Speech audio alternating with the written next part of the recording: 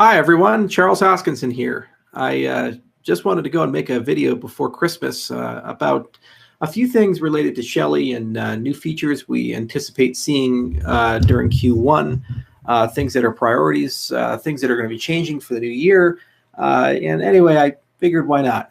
1.4 is out. People have downloaded 1.4. It's been quite a bit to get through.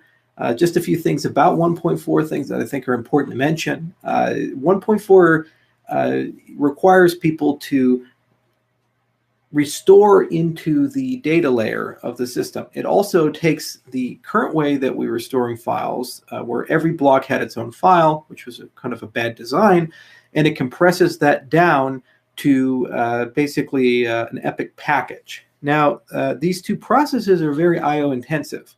So you don't have to re-download the blockchain. If you're not connected to the internet, still it's going to work. The reality is, however, that while you're restoring into the new data layer and while you're cleaning up your hard drive, you're cleaning up the storage, going from these many blocks and many different files down to a new data layer.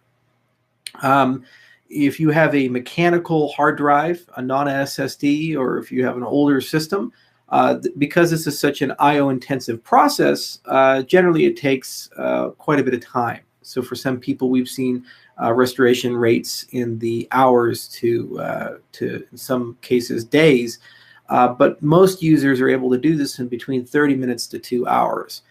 Some things that could be slowing down your restoration time could be your antivirus software. Antivirus softwares are heuristic engines. And basically what happens is if they see something all of a sudden taking a huge amount of I/O, or if they see lots of files moving around, they say, oh, this is suspicious behavior, and they tend to analyze that pattern against known signatures or bad patterns. Now, even if it clears and the AV is okay with this, the very act of analysis could quadruple, or in some cases even by a factor of 10, slow down your time it takes to install 1.4. So if you're having those issues, one thing you can do to try to speed it up is to disable temporarily your antivirus during the installation process and restoration process, and then re-enable it after the process is over.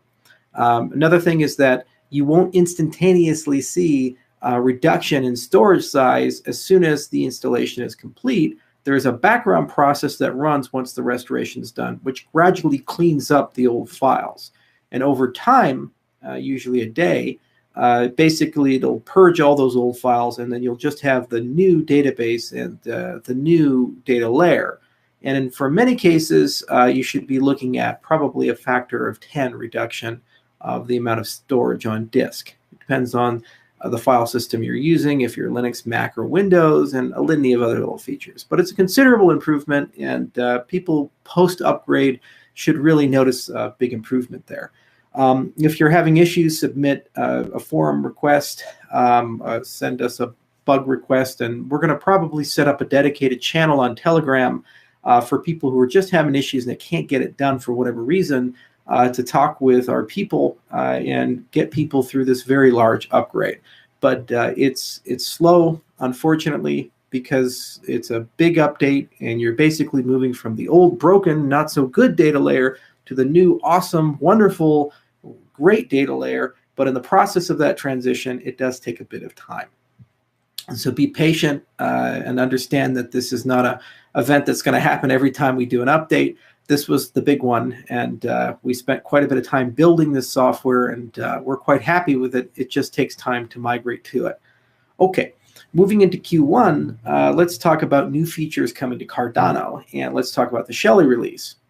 So basically, what is the Shelly release? Well, there are 3 dimensions to the Shelly release. There is a testing dimension, there is a deployment dimension, and then there's a social dimension.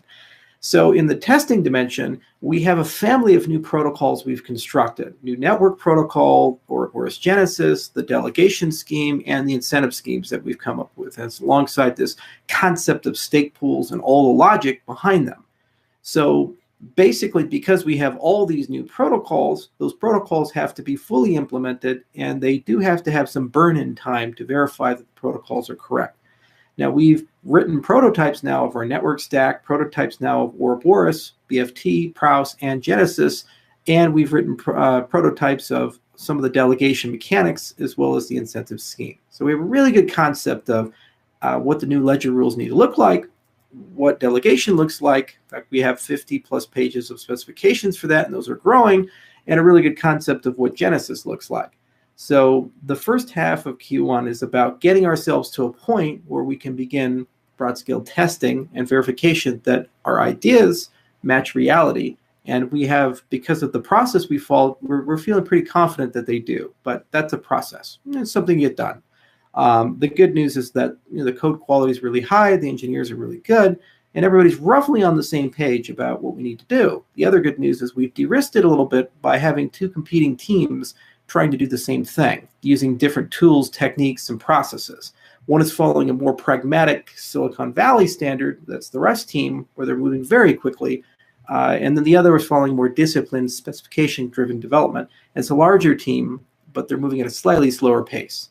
And so both teams are working towards getting these protocols implemented and tested. Now, a large component of that is that thing I mentioned, the socialization of it.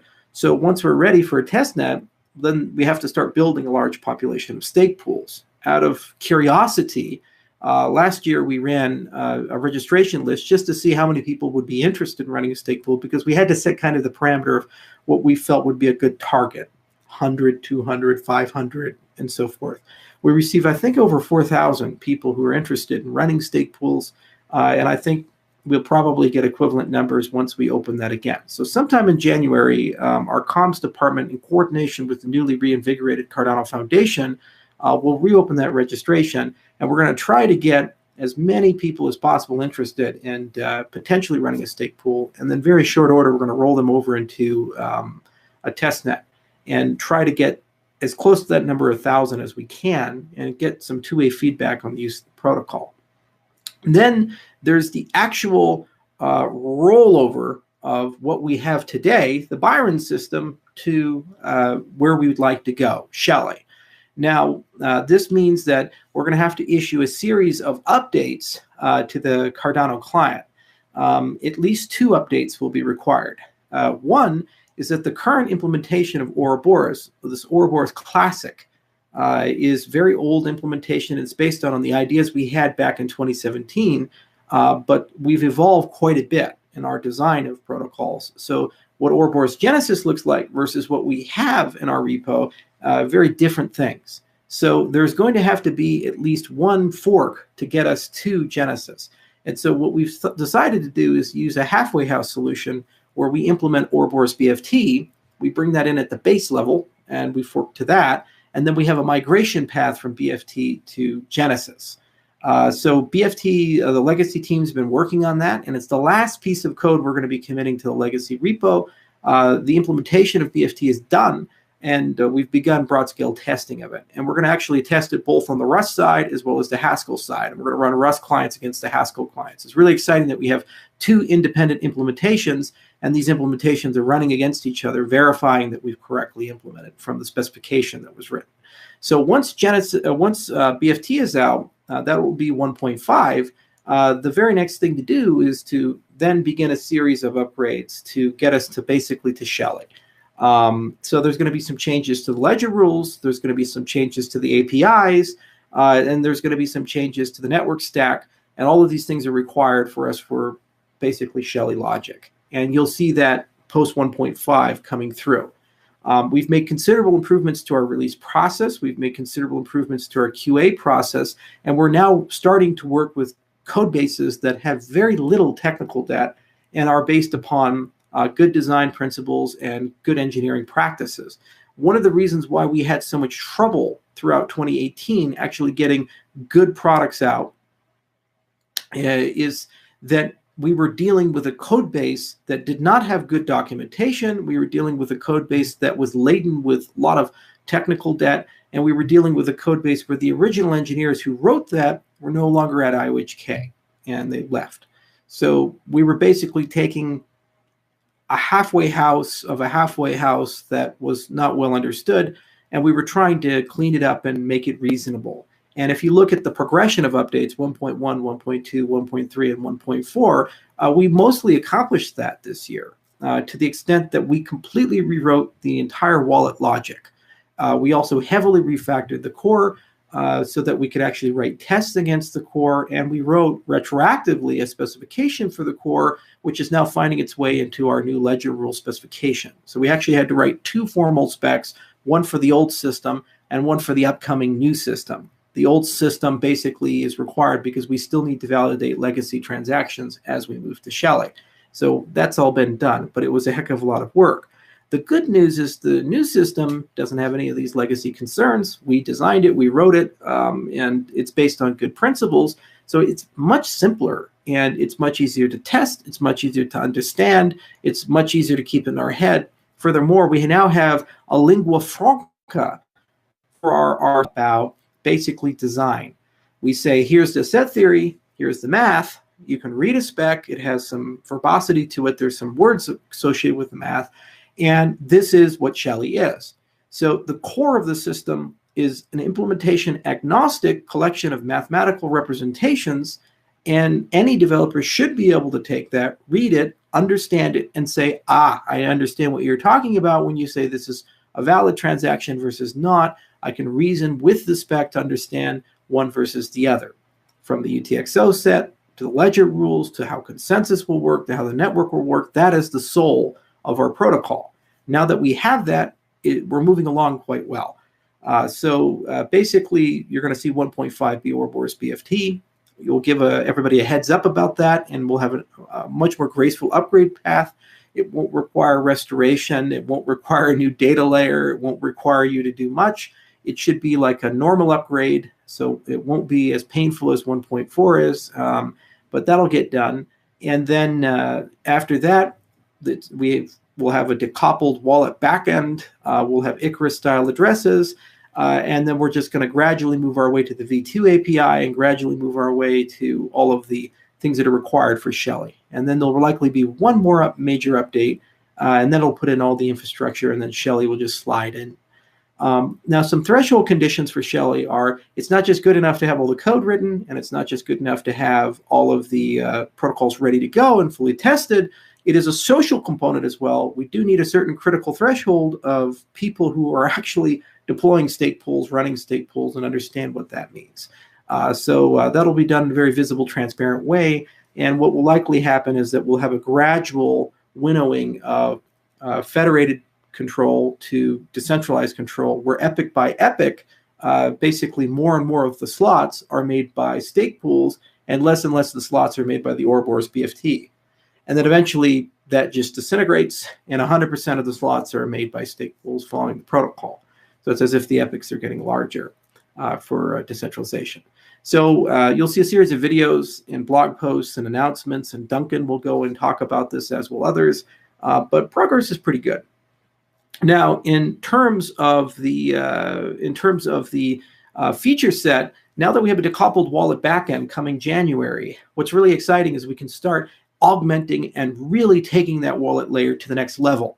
So if you look at the Rust client, one of the cool things you can do with the Rust client is that you can manually construct transactions. Eventually, you can sign offline transactions, manual UTXO selection, and this idea of a wallet scriptlet. So basically, it's a small script you can write, like a shell script, or like a Python script, something that you can write that automates a wallet process. Now, you can do that with the Rust client. You can't currently do that with a Haskell client. A big priority in Q1 for the Daedalus team will be putting a terminal into Daedalus itself, and then allow you through that terminal to interact with the wallet layer, and giving you the ability to have an advanced user mode where you can manually construct transactions, do offline signing, do UTXO selection, these types of things, in addition to running your own scripts inside the system, and eventually coming up with a clever way of packaging them and deploying them so we can talk about automated wallets. This is just a really cool thing to do. A lot of power users want to do it for a variety of reasons, for forensics reasons, to other reasons, to exchanges wanting to run these types of things. And so it's a feature that we're going to start designing out and gradually rolling in.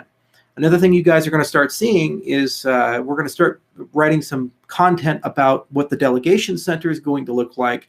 what the delegation process is going to look like, and also the presentation of things like stake pools. This is a slightly controversial topic because just like if you're Google Play or iOS or any of these app stores, he who controls what you see first, just like a search engine, if what's on the first page is usually the page that wins out. If you're on the second page or the third page, or if you're in a less prominent area of the GUI, you have a significantly lower percentage chance of getting eyeballs, attention, and interaction. So it's very important that we have a discussion in the community about what is the optimal way of displaying the delegation pools that are available, and how those mechanics will work. So what we'll probably do is once the scamps are fully done, and that'll be in early January to mid-January for our first set of them, we'll start socializing that, and then we'll probably go to community groups like the Cardano Effect, for example, and do a whole presentation like we did with episode 8, talking about the 1.4 release and getting some community feedback on different ways we could potentially do this and eventually converge to a good design that we think is fair for people. But it is an important point to say that this is now delving from hardcore mathematics and protocol design into opinion and into what we think is fair. So this has to be socialized and go beyond just our best guess. So look for that as well. So terminals coming, that's coming. Now, we get asked a lot about ledger support. Now that we're on the new data layer, we're going to have Icarus style addresses, which are ED 215.29 BIP44 compliant, and Ledger does support that. And what we've done is we, through Emergo, have begun discussions with a firm called Vacuum Labs. They did a very serious analysis of where the current Ledger code was at, that was done by the Cardano Foundation's prior contractor, and they've come up with an upgrade plan to take that base and basically make it compatible with our system. And so what we're going to do is we're going to engage them, and they think around 5 or 6 weeks worth of engineering work is required starting in early January, and that work, once done, should give us the ability to easily interact with Ledger. And if that's the case, then Ledger support should come in short order. So the soonest you could expect it on the Daedalus side would be February, but we potentially might be able to get it out a little earlier on the Yoroi side. Yoroi is also working on Trezor support as well.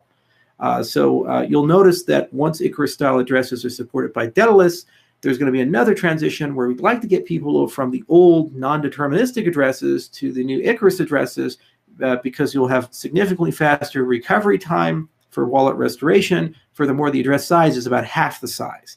So easier addresses to work with, faster recovery time, just overall better experience for people. Furthermore, those will be the addresses supported by the Ledger devices, not the old Daedalus style non-deterministic addresses. Furthermore, then the Icarus addresses and the Daedalus addresses will be interoperable with each other. So Yoroi and Daedalus should be able to restore from each other at some point. So we're still coordinating with Nico and Sebastian about that, but that's where we're at. I'd like, obviously, to wave a magic wand and have these things faster, but there were just a lot of bottlenecks that prevented us from getting there. One is we had to resurrect the project from bad product management from a different organization.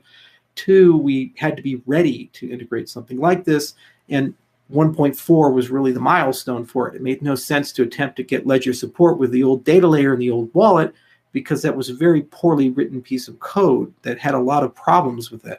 And resurrecting that code to a new system made a lot more sense than trying to make it work, but then have to throw it all away and rewrite it. So sorry it took so long, but now we're on good track. Vacuum Labs is a good company. They have a lot of wonderful people, and it's real exciting to see that. Now, another thing is that we're going to start building GUI scamps for the offline center for basically to segregate your hot wallets from your cold wallets. So we already have paper wallets, and soon we'll have Ledger support. What that functionally means is now Daedalus needs to account for 2 different types of wallets in the system. Right now we have a monolithic system where there's one type of wallet, and you just create as many different accounts as you want within that one wallet class. So each and every one of them is an HD wallet, but at some point you're going to have now your paper wallet and your Ledger device and your regular hot wallet. Now, the reason why we need to segregate these things is that there's this concept of cold staking, where you have your ledger device or your paper wallet, and you want to be able to control the stake for the purposes of delegating and eventually voting on Cardano improvement proposals or treasury ballots. But you do not want to take the private keys and expose those private keys to a hot wallet. You don't want them living on disk, living on network. You want to keep them on paper or keep them in that hardware device so that they're safe and secure. So there needs to be a way from a GUI to see what your balance is on that device and have a process where you can import a transaction giving that stake key authorization, or import in memory only these credentials and then transfer them and give control of them to Daedalus, but keep the spending keys offline. So basically, we need to build a center for that, and that's in parallel something that the Daedalus team is working on. We've already started GUI discussions, and they'll converge probably about mid-January to February, and it's easy to do these things. It's just we need a few more things in Daedalus to make that happen. But the good news about Daedalus is that it uses a really easy to understand GUI approach. We use React Polymorph, and it's built on top of Chromium and Node because it's using the Electron system. So we're using a very traditional web-style model, and as a consequence, we can do very rapid prototyping, very rapid iteration when we're doing GUI scams, sometimes a matter of days to weeks. So converging to a design is actually quite straightforward. It takes a lot more time to actually build that functionality on the back end, but the new wallet layer is much more resilient, robust, and easier to extend than the old model. So we should be able to get new features out. So in summary, Shelley has three components: a social component, a testing component, and an upgrade component. Upgrade taking the existing system and gradually morphing it into the Shelley system. Testing meaning that we have to verify that our version of reality is correct, and we think it is, but we have to absolutely make sure it is, and we're getting close to being able to do that. And the social component meaning we have to build up on a large pool of stake pools, a large amount of stake pools. We have to get people used to the delegation center and get people comfortable with that presentation and how all these delegation mechanics are going to work. And basically just set a date once all these things are done. We've hit certain thresholds. And then once we flip the switch, there'll be gradual reduction of BFT nodes that control the system, epic by epic, down to basically a complete decentralization. So it won't be instantaneous. It'll be gradual epic by epic. And then we'll just wake up maybe 10 epics later, and suddenly the entire system's totally decentralized. So that's a little bit about Shelley. Ledger's coming. We now have a great third-party partner for that. Yoroi is evolving at a great rate. In fact, I think Sebastian and Nico are going to have some great announcements here in a little bit. And they're really doing a wonderful job of making Cardano easy to use. And that's really exciting. Now, as a final point, let's talk about usability. I'm really, really excited about the prospect of actually making Cardano a good user experience. You see, guys, the problem with our ecosystem has always been that people have entered into Cardano with unrealistic expectations. And those unrealistic expectations were that Cardano and Daedalus are consumer products that are completely polished and finished, like Windows 10 or your latest version of Mac OS. This is not true. When Cardano was released in 2017, it was a very early product, and it was a huge learning experience for our users and ourselves. And if you ever use beta software, if you ever use version 1 software of some completely new thing using completely new techniques, the reality is you're going to have bugs, you're going to have frustrations, you're going to have unexpected crashes, you're going to have all kinds of boneheaded things that come up, and that's just a fact of life. So, that I empathize and understand that people have had issues like connecting to network, or things are slower than they ought to be, or things take too much memory or disk space.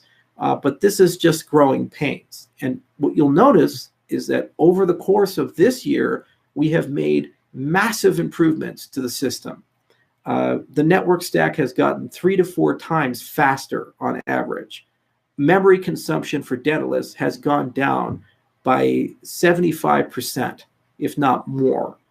Disk storage has gone from multi-gigabytes to hundreds of megabytes to a megabyte or gigabyte or two. we've seen a massive improvement in UTXO selection, and now we have a system that will not fragment, whereas the old system did. And once we move to deterministic addresses, we'll have paths to enable very quick recoveries like Icarus did. Furthermore, we were able in a very short period of time to build a great user experience with Chrome and hand that off as a reference product to Infinito and to Emergo. And in both cases, they were able to get things that have now enabled thousands of Cardano users to be able to use our protocol comfortably with a pretty good user experience. So it is a beta product. We've been working real hard to make it better, and there are massive wins throughout this year that demonstrate that. And it's also very important to point out that we've not had massive or significant bugs, such that huge sums of money have been lost, such that the entire network went down for weeks at a time, such that the vast majority of the users, the client just doesn't work. And we also have had multi-platform support, Windows, Mac, and now Linux. 1.4 is on Linux. So what we're going to do for 2019 is IWHK is now getting to the point where we feel it's worthwhile to have a dedicated product experience officer. And that person's role will be to start with the user experience and then work the way backward to exactly what we need to do to enhance our protocol and technology to massively improve certain things like startup time, improve usability, redo the UI and UX, these types of things. It wasn't quite reasonable, I'd say, in the first year because this was basically a big experiment and there was a huge amount of learning on our organization on how to do QA, help desk, how to get the release cycles where they needed to be, working with exchanges, working with enterprise users, working with everyday consumers. But now we have proper segregation. Now we have proper processes. We're in a position where such a product experience officer does make sense. So that role will be soon put into our HRQ, and it's something that throughout 2019 we're going to worry a lot about. Everything from the unique experiences of delegation to how we want to roll out multi-sig to how we go about improving basic things like speed, for example, and what trade-offs are we willing to make for that. For example, if you want to do a fast restoration under a deterministic HD wallet, if you have access to an Explorer, you can do a restoration at a very fast pace, less than a minute in some cases, as we've seen with Yoroi. But that does mean you do potentially have to trust some third party. If you don't trust anyone, the best you can hope for is a restoration in the 30-minute to an hour range, depending upon the speed of the PC and exactly how things are stored and so forth. So, this is just the reality of software and the reality where we live. Another thing is not everybody needs to have a full client. When we first launched it, it made sense to build up a large node population of full nodes so that when the full peer-to-peer switch is on and the full network switch is on, we have a resilient backbone of full nodes. But at some point, we do need to see client segregation on the light client side as well as the mobile side. And that's really what 2019 is about. So we'll see a natural settling of some people preserving those nodes, still operating them, some people switching over to lighter experiences, and some people switching over cell phones. So it's been a productive year. We've certainly learned a lot. Just simply creating a lingua franca between business people, engineers, and scientists was a pretty Herculean task, but it was accomplished. And we have a lot of workshops coming, and we have a lot of things coming out, a lot of socialization coming out. We will make best effort to deliver in Q1 of 2019. And unless there's a significant delay, we'll see what happens. But it's always been a goal to try to get things out when they can, but also make sure that they come out with reasonable quality and they come out with a good user experience and they come out with a high probability of success. It's incredibly important to understand that when Shelley comes out, Cardano is basically on same footing with every other major cryptocurrency in the space, in that it is fully decentralized. It'll be 50 to 100 times more decentralized than Ethereum, Bitcoin, and EOS in terms of the control dynamics. That's a very big deal. And if you don't have the right social structures in place for that, it won't be successful. So that's a huge priority. Now that the foundation's back into the fold and they're operating again, as they wake up, it's something they're going to begin investing money into, and it's something we as an organization care a lot about, and our ecosystem cares a lot about. And I'm just really glad to see that what we're doing is being met in tandem with great work on the community development progress. So we'll see the Cardano Ambassador program running out soon. We'll make some sort of announcement about the Hub program, and the Cardano Effect has been growing at a pretty great rate, and it'd be wonderful to see copycat podcasts in different languages, in particular Korean and Japanese, running. And I think over an arc of time that we can see these things stabilize and just become the norm in our ecosystem. So brief 30-minute update. Thank you guys all for listening, and it's been quite a bit of a ride. And Merry Christmas and Happy New Year, and I hope to see everybody soon in January. Cheers.